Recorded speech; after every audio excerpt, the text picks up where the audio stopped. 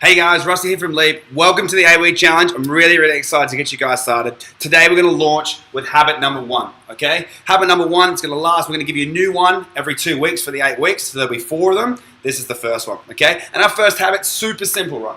Eat slowly and until 80% full, okay? So all I want you to do in every meal, breakfast, lunch, dinner, snacks, is just slow down, okay? Take your time when you're eating the food. Be mindful about what you're eating, and you're going to get more benefit out of that, okay? Also, eating to your 80% full. That means I don't want you guys stuffing yourself. I want you just to be like, take a minute to actually reflect how much have I had to eat, where am I at, what do I feel like, all right? This will take a little bit of practice.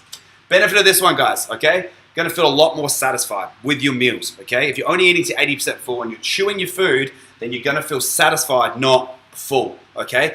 It takes about 20 minutes when you start putting food into your mouth till digestion happens, till your stomach really connects with your brain and tells you you've eaten something. It takes about 20 minutes to find out how much you've actually eaten. So if you go really fast, you can overeat and feel really stuffed before you actually realize it, okay? We've all heard the expression, you are what you eat, but you actually are what you eat, digest, and absorb, okay? So if you're not digesting your food, by meaning you're not chewing it and breaking it down, your body's not going to absorb it. You're going to get big chunks of food just sitting in your stomach that it's not going to be able to deal with. It's either they're going to store them as more body fat, etc., or it's going to excrete them, and that's going to take time and make you feel bloated, all right? So all I really want you guys to do is eat slowly, 80% full, so you feel more satisfied. As a bonus to this, because you're eating till 80%, you're going to eat less, okay? You're not going to probably eat as much because you're going to be slowing it down. Your brain's going to go, I've got food now, I don't need as much, so you're probably going to eat a little bit less. So that's a bonus for us as well. Digestion, like I just mentioned, right? So if you slow it down, you chew your food, about 80% of most foods are digested in the mouth by you chewing them, saliva, etc. And if you don't break it down, you won't digest them. There's a reason why baby food is mush, all right? Babies don't know how to chew yet, you know? So it takes them a lot more time to be able to figure that out. So we give them mush so that they can just swallow, go down, and it can be digested, and they can absorb all the nutrients that we give them, okay? As a bonus, obviously going to become more hydrated, okay? We ask that you guys drink at least maybe 2 liters of water a day because an extra liter of fluid should come from your food. All right, but only it's going to do that if you break the food down so you can pull the water out of it and obviously then absorb that. All right, so again, chew your food slowly.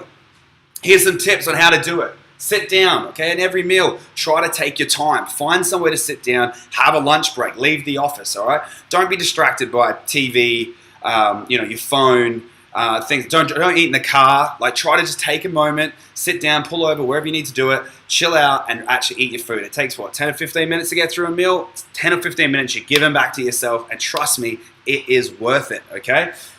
Put down the fork, all right, in between each bite. What do we normally do? Stick the fork in, put it in our mouth, chew. Sit next fork, chew. Sit next fork, chew. Swallow the little bit that's at the back that's probably not digested, all right?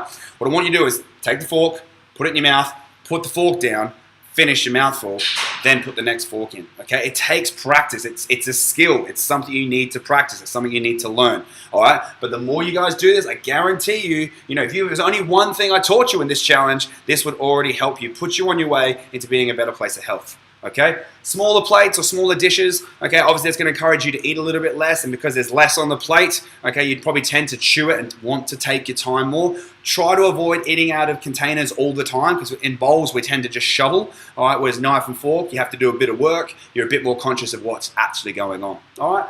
And the last one, just chill, all right? So if you do happen to find yourself in an eating frenzy, you're binging, you're, oh man, I'm so hungry, it's been so long because I've been at work, whatever, just slow down. Just take a minute and go, oh, hang on.